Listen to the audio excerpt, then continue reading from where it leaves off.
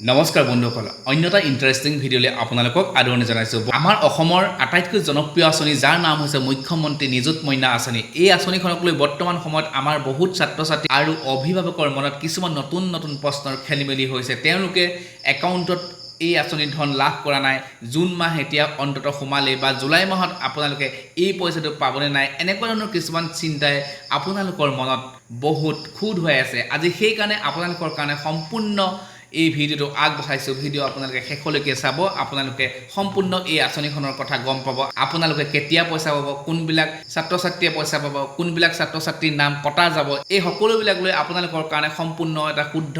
video' প্ৰস্তুত কৰিছোঁ আপোনালোকে সম্পূৰ্ণকৈ ভিডিঅ'টো চাব যদি মোৰ এই চেনেলটোত পোনপ্ৰথমবাৰ আপোনালোক আহিছে তেনেহ'লে আপোনালোকৰ এই ভায়েকৰ চেনেলটো ছাবস্ক্ৰাইব কৰি ল'বলৈ নাপাহৰিব আটাইতকৈ প্ৰথম আৰু গুৰুত্বপূৰ্ণ প্ৰশ্নটো হ'ল জুন মাহ আৰম্ভ হ'ল আমাৰ একাউণ্টত টকা সোমোৱা নাই বা জুলাই মাহত আপোনালোকে পইচাটো পাবনে নাই প্ৰিয় ছাত্ৰ ছাত্ৰীসকল আপোনালোকে কোনো চিন্তা কৰিব নালাগে চৰকাৰী নিয়ম অনুসৰি নিযুত মইনা আঁচনি পইচা বছৰটোৰ কেৱল 10 মাহে আপোনালোকক একাউণ্টত দিয়া হয় যিহেতু জুন আৰু জুলাই মাহত স্কুল কলেজত গৰমৰ বন্ধ থাকে বা সামাৰ ভেকেশ্যন থাকে সেয়েহে এই দুটা মাহত কোনো ধৰণৰ বৃত্তি বা আপোনাৰ টকা একাউণ্টত নোসোমাব পাৰে বন্ধ যেতিয়া শেষ হৈ এটা নতুন সেশন সঠিকভাৱে আৰম্ভ হ'ব বা আপোনালোকৰ কলেজবিলাকত আপোনালোকে ক্লাছ কৰিব পাৰিব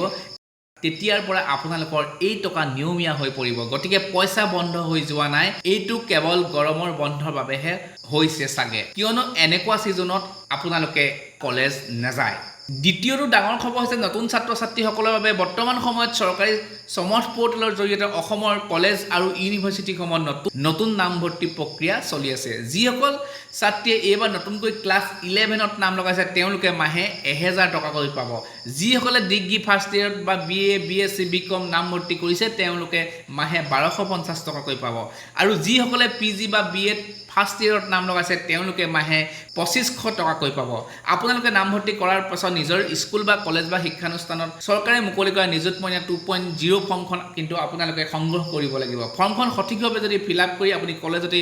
জমা দিয়ে আপোনালোকে সেই পইচাটো পাবলৈ সক্ষম হ'ব ইয়াৰ বাবে কিন্তু এটা কথা মনত ৰাখিব সকলোবিলাক ল'ৰা ছোৱালীক কৈ থকা হৈছে যে আপোনালোকে নিজৰ যিটো বেংক একাউণ্ট আছে তাত আধাৰ লিংক কৰক আধাৰ সিডিং থকাটো আপোনালোকৰ কাৰণে বহুত জৰুৰী হয় কাৰণ অসম চৰকাৰে হওক বা ভাৰত চৰকাৰে হওক যিসকল আমাক আঁচনি দিয়ে এই আঁচনিৰ সম্পূৰ্ণ পইচা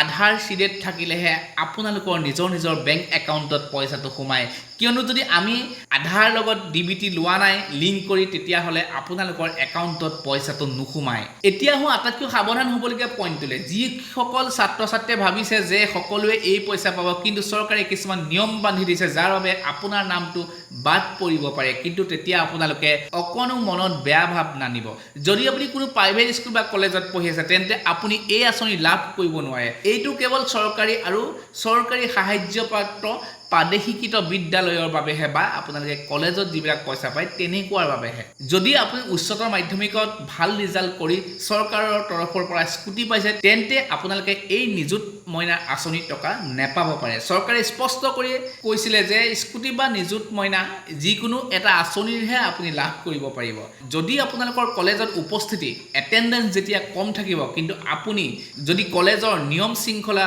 ভাঙি চলে তেন্তে কলেজে আপোনাৰ নাম কাটি দিব পাৰে এই কথাটো আপোনালোকে গুৰুত্ব সহকাৰে ল'ব ভিডিঅ'টো শেষ কৰাৰ আগতে ছাত্ৰসকলৰ বাবে এটা ভাল খবৰ দিওঁ বহুতে মোক কমেণ্টত সুধি আছিল আগতে এনেকুৱা ধৰণৰ আঁচনি এবাৰ ধৰি লওক আপোনালোকে অসম চৰকাৰে যিটো বনালে নিযুত বাবু আঁচনি